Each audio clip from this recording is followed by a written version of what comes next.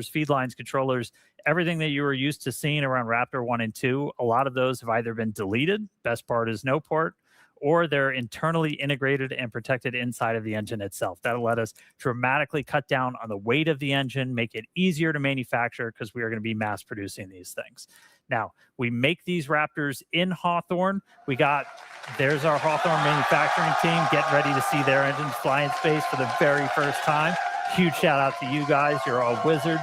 Appreciate you getting us some vehicles on the pad today. But incredible amount of effort. World's best engineering team works here at SpaceX. Get this rocket to that pad ready to launch.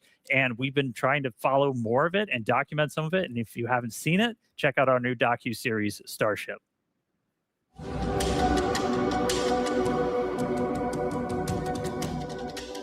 We really, built this rocket from scratch, but we've also built the pad from scratch. So it's all kinds of new systems.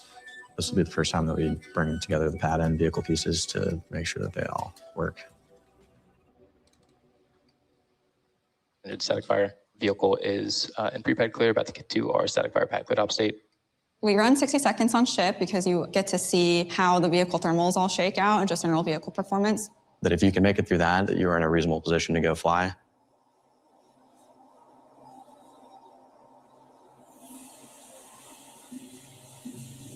Start up.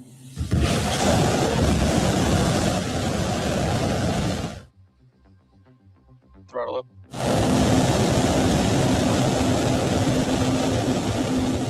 Plus 10.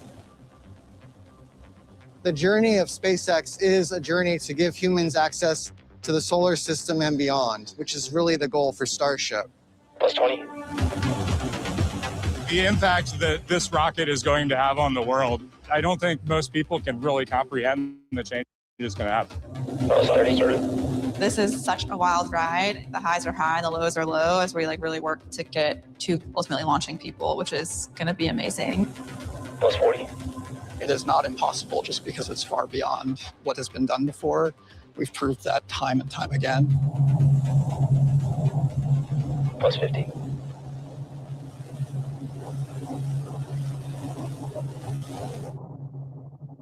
Full duration. Oh man, like Dan said, we've got the world's best engineering team, and I love this docu-series because it's allowing us to get a peek behind the curtains. Yeah, the full thing is 25 minutes long, and I think I've watched it 4 or 5 times already. That's how good it is. Same. But yeah, so just as the team has been working hard on a brand new rocket, we've also redesigned the ground systems. The brand new Pad 2, that you can see on your screen here, is making its big debut today. We took everything we learned from operating on Pad 1 to create this totally new launch pad. Pad 2 is optimized for full and rapid reusability. We've upgraded our propellant farm with much more storage and more pumps to enable super fast filling for launch and relaunch. On the tower, we changed to shorter chopsticks, which enable even faster motion to better track vehicles flying in for catch. Yeah, we also changed the actuators driving those chopsticks from hydraulics to 100% electromechanical, increasing their speed, redundancy, and reliability. On the ground, the launch mount was completely redesigned, and if I had to describe it in one word, I'd say it's robust. With the extensive concrete and steel cladding, it almost feels like you're looking at a battleship, not a launch pad. But it's also smarter. We've separated the fuel and aux systems into different compartments and repositioned the booster quick disconnects to be out of the vehicle's plume during liftoff. Yeah, and perhaps the most obvious change, we've now got a bi-directional flame diverter. We said goodbye to the pancake, and a new top deck flame deflector to eliminate metal wearing down, which will help us get to zero refurbishment between launches. In fact, that new flame trench and the new chopsticks are featured here on our new Pad 2 launch shirts. This launch pad is built for maximum safety and fast turnaround because making life multiplanetary will require launching a lot of Starships. And as the countdown continues, let's change gears for a moment and head over to Tyler Lionquist in Hawthorne to talk about Starlink. How's it going over there, Tyler? Hey, Kate, and thank you. We're back in Hawthorne, and we have a crowd forming outside of Mission Control ready to see some Starships fly today. And like Jake mentioned earlier, on today's flight, we're deploying 20 Starlink simulators, plus 2 modified Starlink satellites which our team internally refers to as Dodger Dogs, because we stretch that V2 mini satellite propellant tank so that it sticks out from both ends of the satellite. You can see it right there. It is just missing some mustard and onions. So the Dodger Dog serves as a tech demo between the V2 and the V3 Starlink satellites and will act as a platform for testing those V3 components.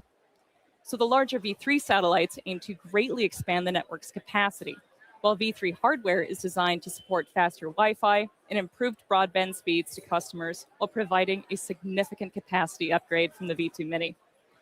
And in addition to delivering future V3 satellites to the Starlink network, we believe Starship will enable us to launch our AI satellites. As you may have seen during the TerraFab event in Austin a few months ago, Elon laid out the path to revolutionize cloud computing and AI infrastructure, leveraging the unlimited power of the sun, targeting 100 gigawatts to 1 terawatt of AI computing power annually.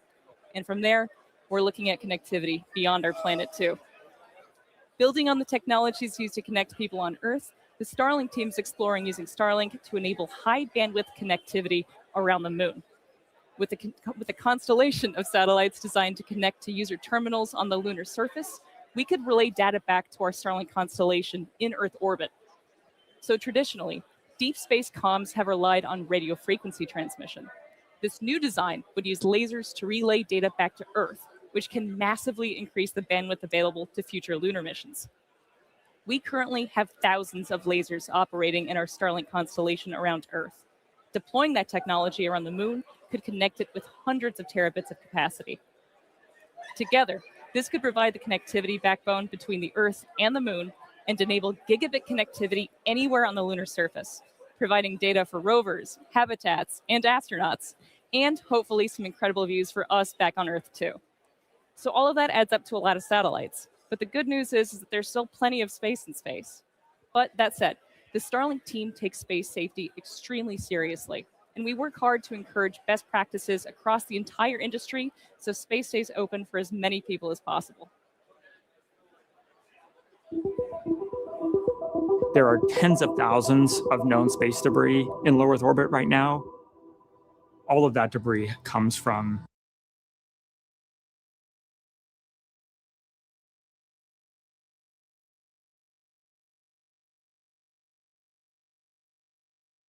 man-made activities.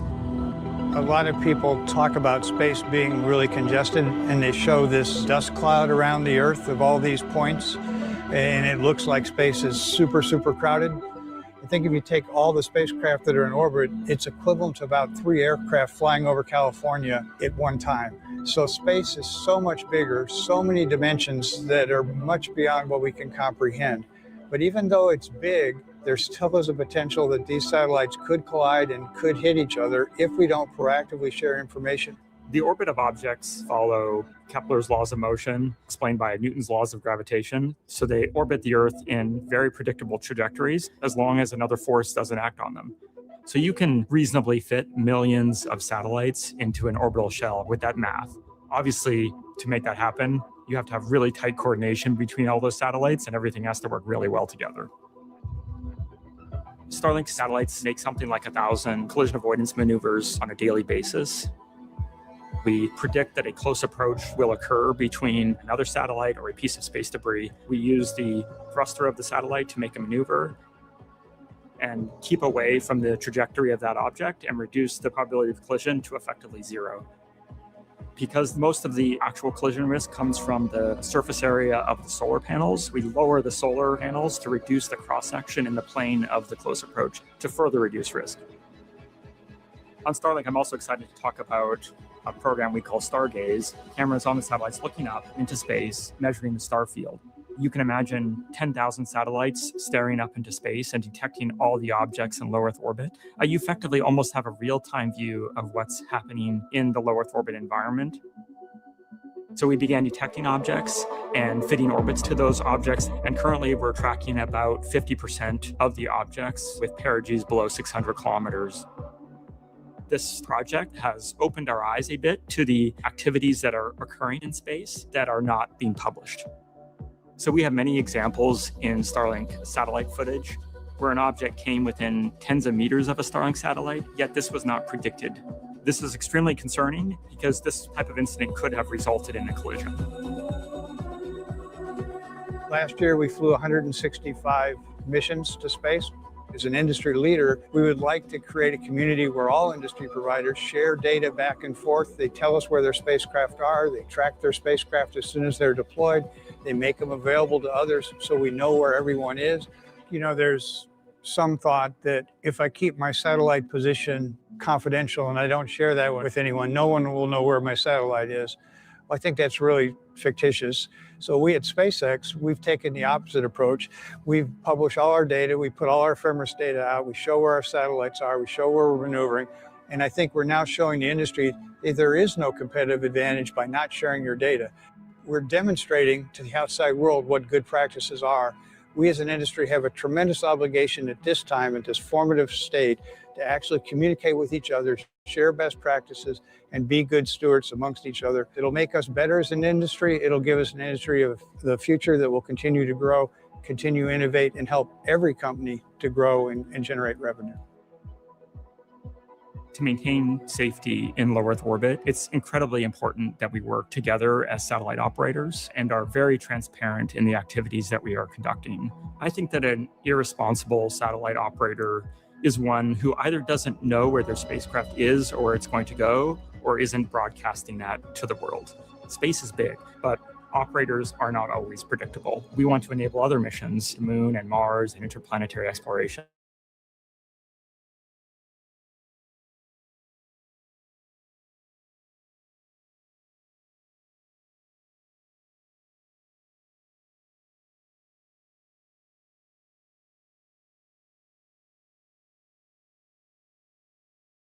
Activities like that can persist for the duration of humanity is, fundamentally, I think the message to operators is to be transparent about what you're doing in space, transparent about where your satellite is and where it's going, and make sure you have the tools to ensure that that information is accurate all the time.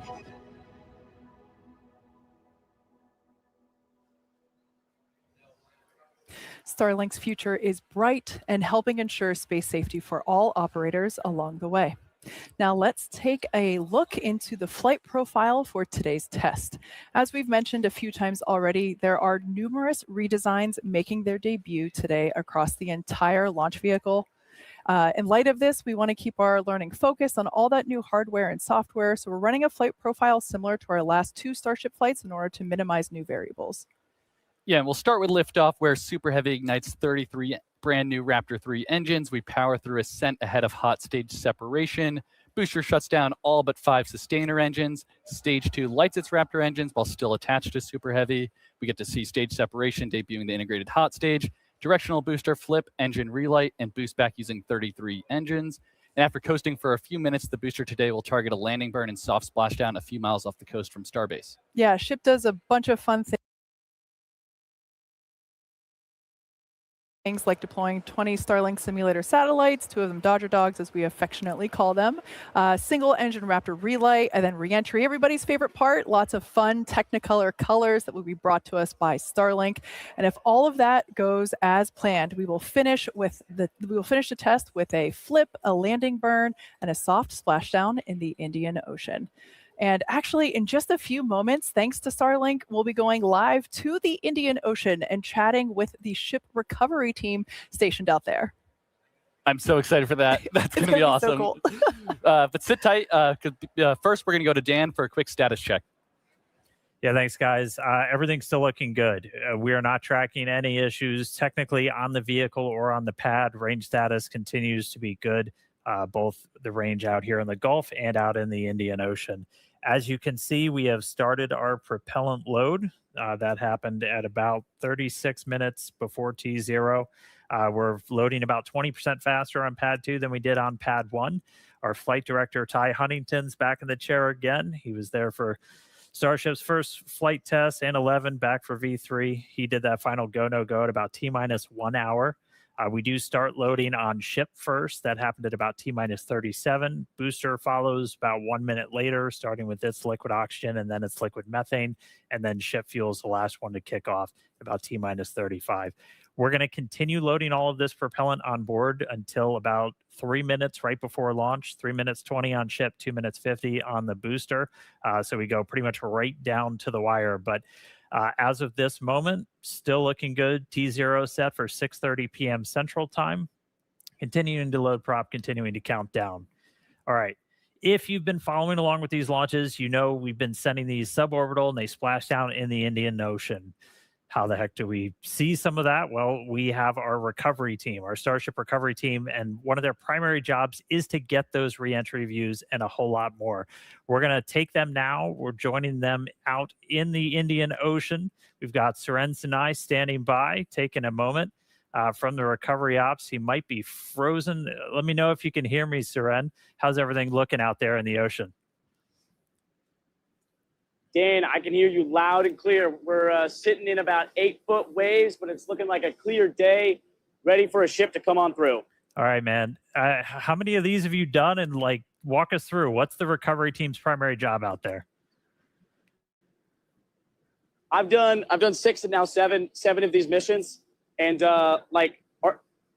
with every mission, we've seen it evolve, and but our primary goal has always been to clear the range. So just like we do over in the Gulf, the same kind of happens here. We send 1 to 2 boats out and we make sure there's nothing in the area so the rocket is clear to land. And then once we can guarantee that and have the rocket leave the pad, then we can proceed to imagery collection. So we have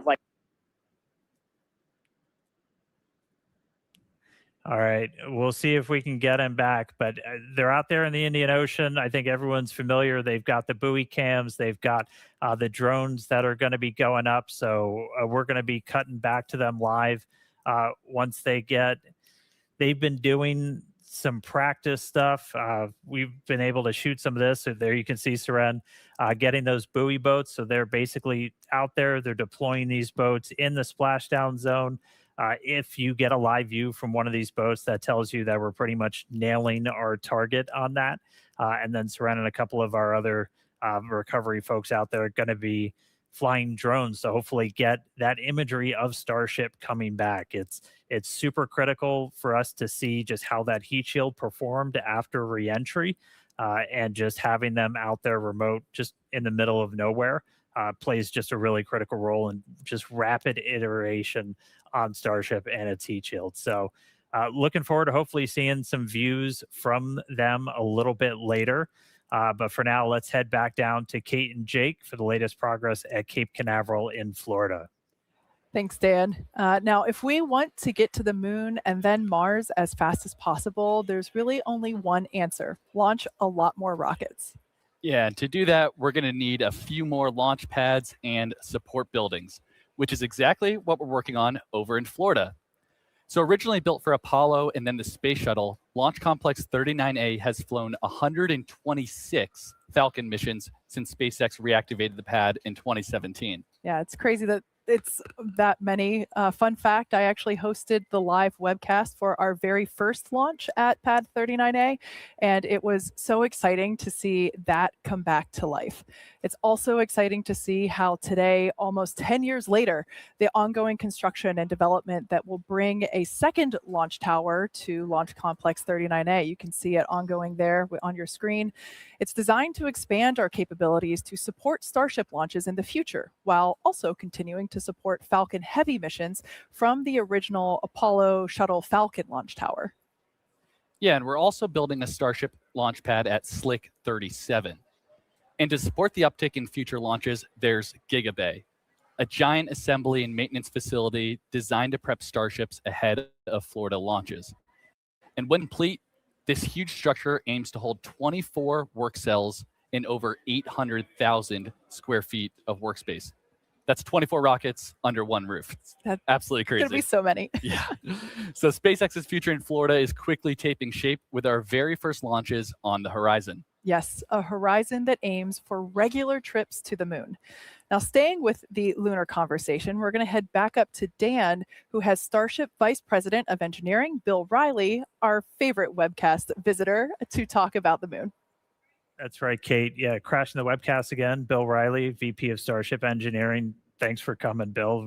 We wanted like a couple of minutes to geek out about the moon. Like Artemis 2 just flew humans around the moon for the first time in like 50 years, more than 50 years. I personally was wildly caught up in it. I don't know how you felt about the whole thing. Yeah, I found it really inspirational. I think part of being a spacefaring civilization is being out there exploring. And I thought Artemis 2 got us back to the moon and back exploring and being out farther than we had been before. It's always wild when you see space stuff kind of break through into the mainstream, and like it felt like that really did it. And I mean, that's going to continue happening. We're looking at a higher cadence of missions in Artemis, and Starship's obviously going to play a pretty big role in the entire Artemis program. But like, what's kind of next on the horizon?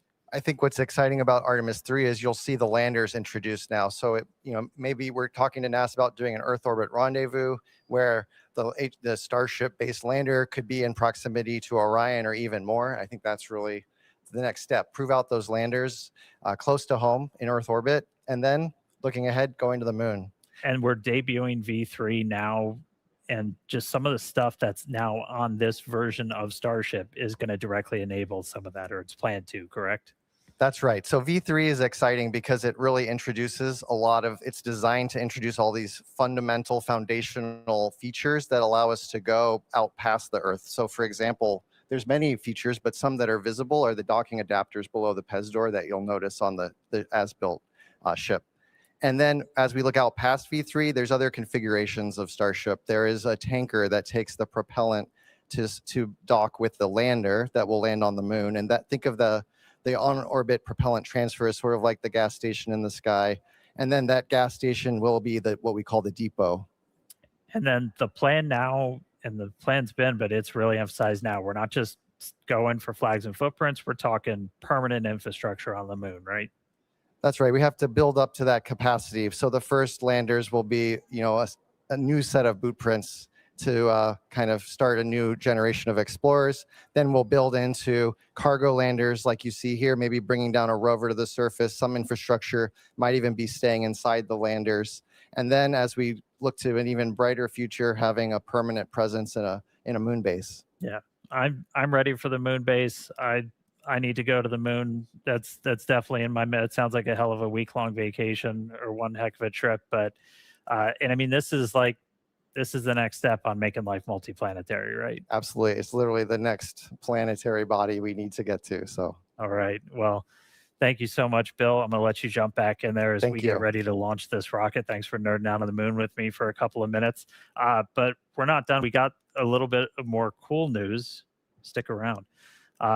Last year, the From 2 crew made history. They were the first astronauts ever to explore Earth's polar regions from space. I catch up with that mission commander from that, Chun Wang. He was visiting one of the most remote places on the planet, and he had some exciting news.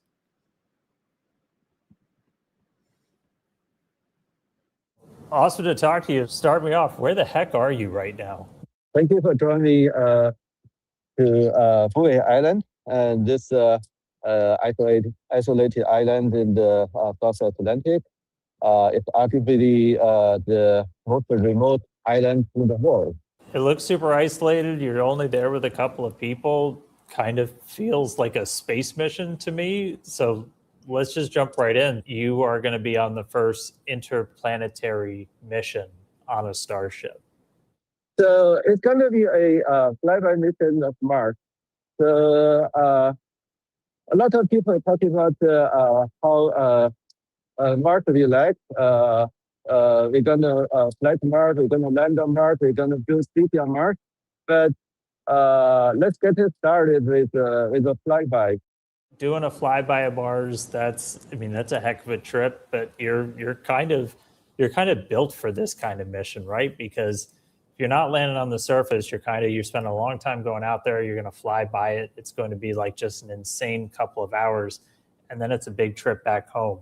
How are you kind of built to handle this kind of a journey? This actually myself of pilot. I can stare at the map view on airplane all the way from takeoff to landing. So I think I will enjoy the trip. So it's not just the Mars flight, you're also going to be taking a trip around the moon, right? So kind of do that step before heading all the way out to Mars. Yes, because even though it's just a flyby, it will try a lot of things that never been attempted before. How do you kind of see these types of missions in kind of the grand scheme of everything? It will light the fire. It will ignite imagination, and it will build the momentum. After we come back from Mars, we'll have an opportunity to take some real photos of Mars. Mars will no longer become a distant place. It will become reality. Well, Chun, thanks for calling in from, the other side of the planet. Super cool location, super cool to talk to you. And I mean, exciting. You're going to get on Starship, you're going to go around the moon and then do the first flyby of Mars. It's insanely exciting stuff. Yeah, looking forward to that. Oh, man. Fireworks indeed. Just incredible to be one of the first humans to become an interplanetary traveler while also joining Starship's first mission to fly past the moon. Yeah, Chun is certainly a one-of-a-kind explorer. And it's even more exciting to know everyone can join a future Starship mission. Yeah. If what you just heard excites you, challenges you, inspires you, we'd like to hear from you. Come join our team. Be one of the people walking past us out to the lawn to watch the world's best rocket launch. Help shape the literal future of humanity. Now, we need the best and the brightest, and we need you right now. Yeah, and we have tons of openings all across the company where we're looking for talented engineers and technicians at all of our sites, including McGregor, Texas, where we test every single one of these Raptor V3 engines behind us. Bastrop, Texas, where we build and assemble Starlink user terminals. We also need help up in Redmond, Washington. That's Starlink's global headquarters, where, among other things, we manufacture Starlink satellites. If you like the fall weather, that might be the place for you. And as you've seen throughout today's show, there is a tremendous amount of activity happening right here at Starbase, Texas. Here and everywhere, it's all part of the incredible opportunity that we have to build the future of humanity. Yeah, so if you're interested, visit spacex.com/careers to see these and all of our other openings. Now, I can tell you that the crowd is certainly starting to grow. Behind us, you see the launch pad there for yourself. Once again, this is the first flight test of Starship version 3. This will be the first time that we are debuting this booster, this ship, the launch pad that you see there. And you can see people walking over my shoulder here as our colleagues are moving in masses to go watch this liftoff in just over 7.5 minutes from now. It's pretty exciting stuff. It's pretty exciting. And as a reminder, we're only a mile and a half away here. So we are very close, about as close as you can be. And we're definitely expecting to feel it. Sorry to interrupt you, Jake. Hi. Do we have a mic? Hello. For those of you that might not know. How are you guys? Welcome, Nikki. It's so nice to have you here. It's a pleasure to be here. Oh my gosh. What do you think the Barbs are going to say when they see you here at Starbase? They better say all good things. But they're going to be excited, and they're probably going to want to come themselves next time. I mean, anybody can come and watch the launches. It's super accessible to the public. So we welcome that.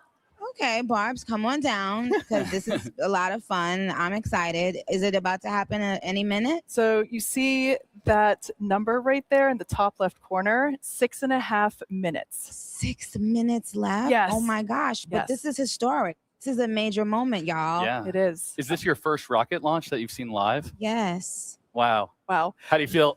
Very, very excited. I'm happy it's a good day. I thought it might be like, I just noticed your shirt. You've got the right swag. I love this shirt. It's a great shirt. I have one as well.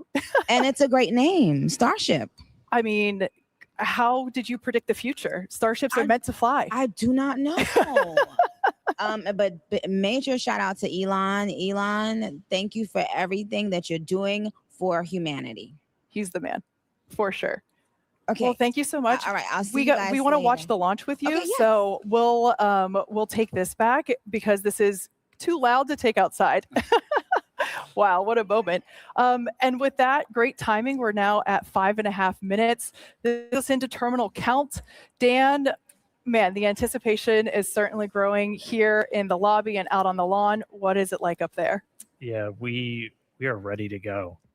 We are getting into the final phase of our propellant loading. We are almost entirely full on ship on our main, still doing the header tanks, and we're looking well in excess of 90% of the booster, so we are looking good.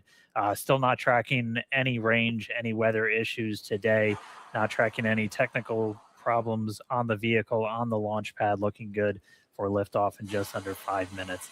Once we're done with propellant loading on the booster, you have over 11.5 million pounds of that liquid methane, liquid oxygen on those two stages. After that, we have to essentially get the pad ready for launch. We'll do something called pushbacks, where all of those lines running underground from the propellant farm up to the vehicle, they're going to clear back. They're going to push all that propellant back into kind of the bunker area around the prop farm and just basically get the pad ready. We'll see the vehicles do their final thrust vector control checkouts. So when we snoop in, we should see the engines do kind of final wiggle checks. That's how we steer the rocket. We're going to do those at about T-minus 100 seconds, so a minute 40. And then once we pass the T-minus 40-second gate, if we do need to hold, that is still built in at T-minus 40 seconds. It's built into the countdown. We can pause if we need anything like those pushbacks to complete. If we need anything on the rocket to get ready, we can hold there. We'll only stop if we have an issue. Not currently tracking one. We have one item that might hold us up a little bit just based off of what we've seen in recent static fires, but that's typically only been hanging out for a couple of extra seconds.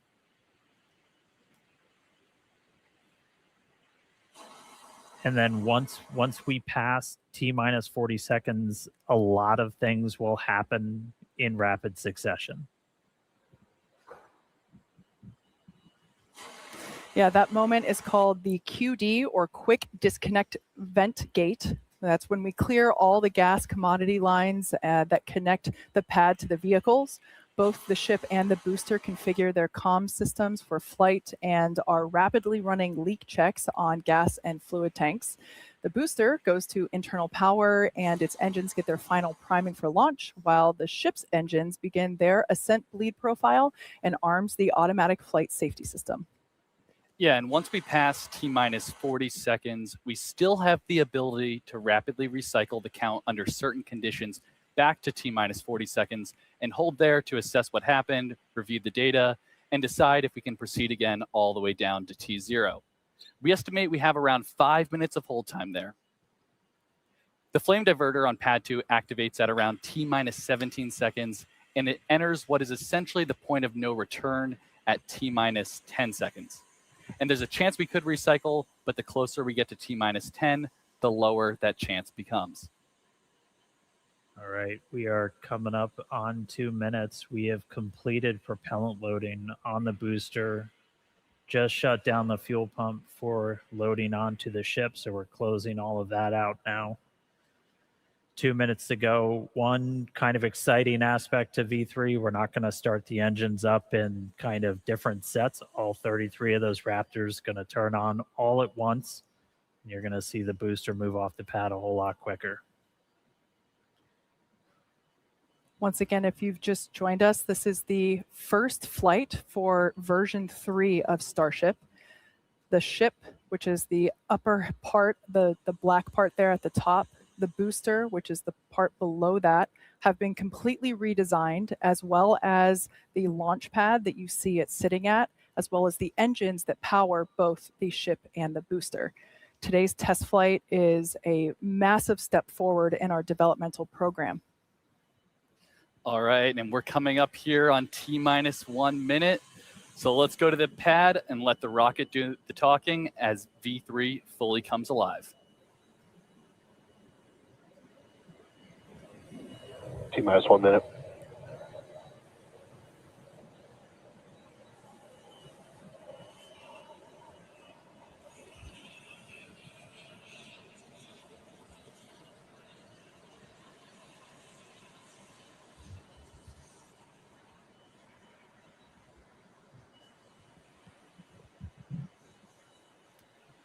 right, so we did hit the hold at T minus 40. Again, this is something that is built into the timeline. Not surprising, as we are doing this first flight off of pad 2. Sounds like we might already be clear. We held for a second just to make sure that the quick disconnect vents were basically ready for their final throwbacks. So we'll hang tight for a couple of seconds. I think we're about to reset, and the reset is in. Counting down, first flight of Starship V3. Psych, back to rapid recycle. All right, so hold here for a second. Looks like we're still managing some pressures in the ship quick disconnect.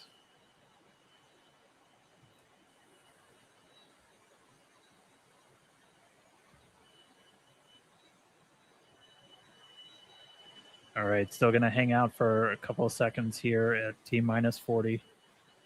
Again, not surprising. This is new vehicle, new pad, doing all these things for the very first time.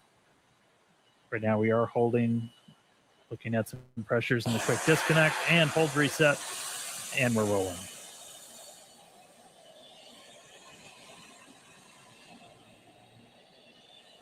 Flight directors, go for launch.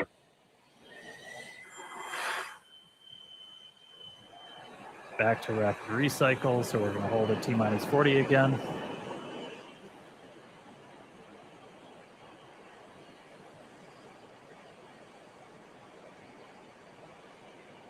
Hang tight for a second. We'll see what tripped this last one. As a reminder, we can hang out for quite a few minutes at T minus 40 if we need the extra time. You're not actively loading propellant onto the vehicle anymore, so the main thing you're kind of keeping an eye on is all of the temperatures inside those propellant tanks.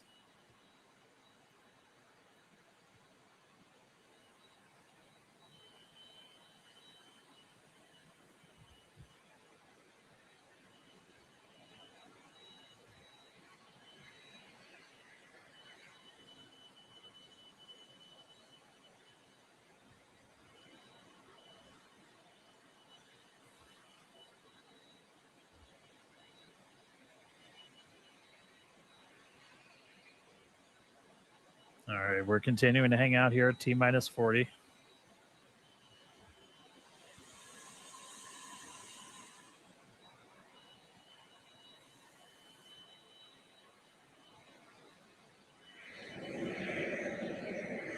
Team's taking a look right now at our diverter, so that water diverter underneath the system did trip a hold, but that basically just gives the team the chance to look at it, see if it's something that we need to troubleshoot in data or if it's something that we can clear this hold. So continuing to hang tight, T minus 40 seconds. Starship and Super Heavy fully loaded on the pad. Clock is rolling.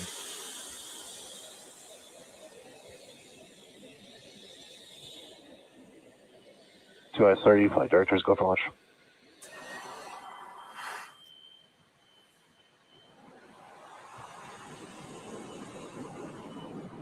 And we kick back to rapid recycle again.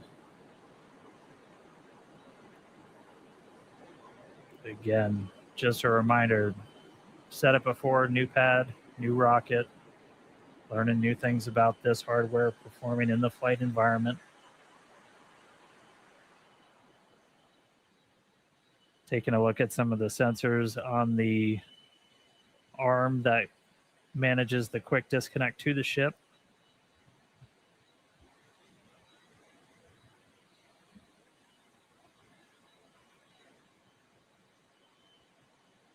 The promise, we're not just trying to prolong the anticipation. Team's taking a look.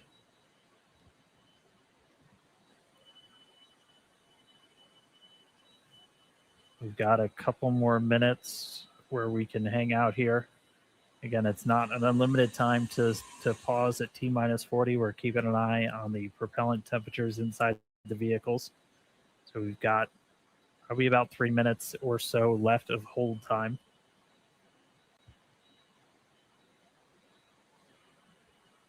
Team's taking a look at the hold that tripped on that arm for the quick disconnect on the tower.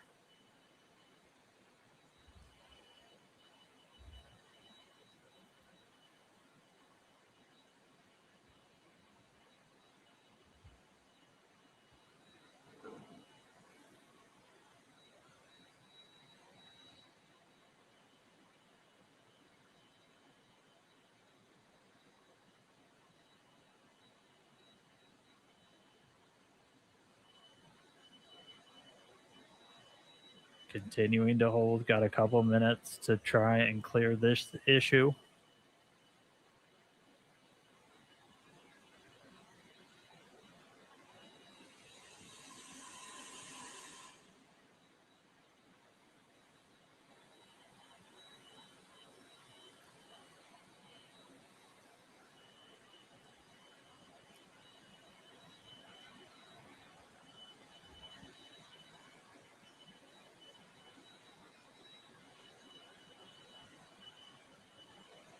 Still holding T minus 40, still troubleshooting this issue. Probably got about a minute or a minute and a half left of hold time.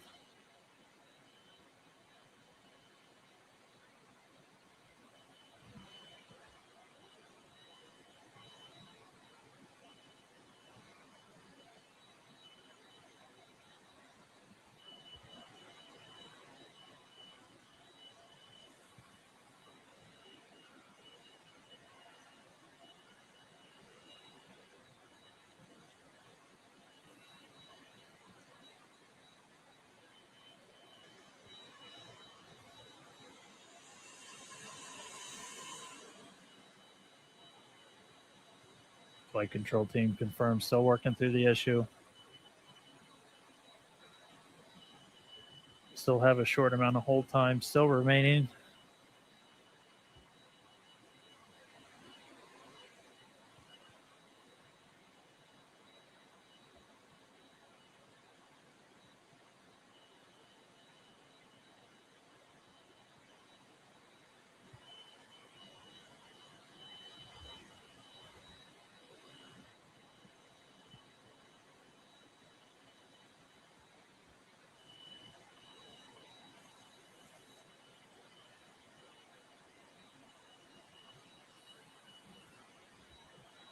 Still holding T minus 40.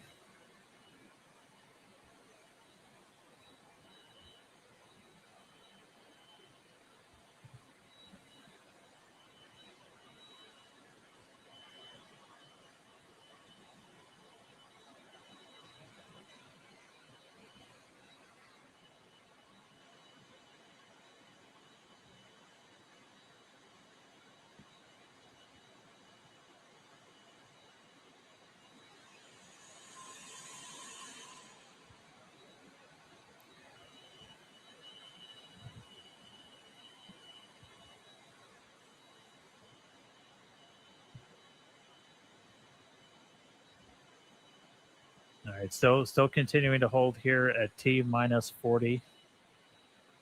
While we do that, the team's looking at temperatures of the propellant inside those tanks. We kind of check that against simulations that we've run in the past. There's some margin in those. We're still holding, no decision yet.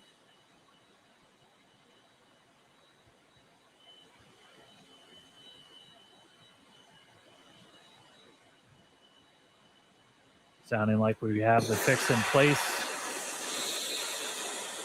Hold reset, clock is rolling.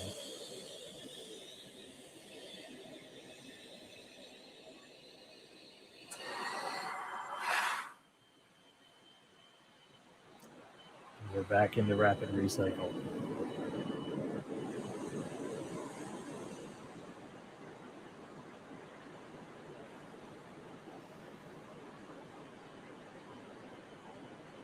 All right, we're back at our T minus 40 hold. Standing by to see what tripped us this time.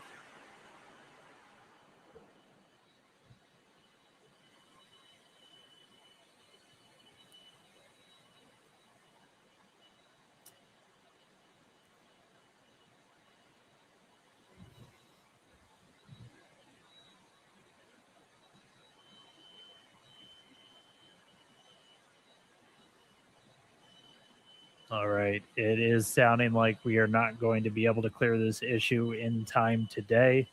So we are going to be standing down from a launch. So if you're just now joining us, we got the vehicle totally loaded. We hit a couple of different holds as we worked through that count. Again, new rocket, new pad. We're learning about a lot about these systems as we execute them for the first time, and we're not able to basically troubleshoot all of these issues in those final seconds to get to launch. But that essentially makes this a wet dress rehearsal. We were able to fully load the vehicles, and we're going to take the time now, figure out what tripped us up before launch, and then actually get into a flight tomorrow. We do have the ability to essentially rapidly recycle. We are expecting to be able to make another flight attempt tomorrow, but obviously stay tuned to our social media at SpaceX on X and our website, spacex.com, for updates. So no flight today. We will give it another try tomorrow.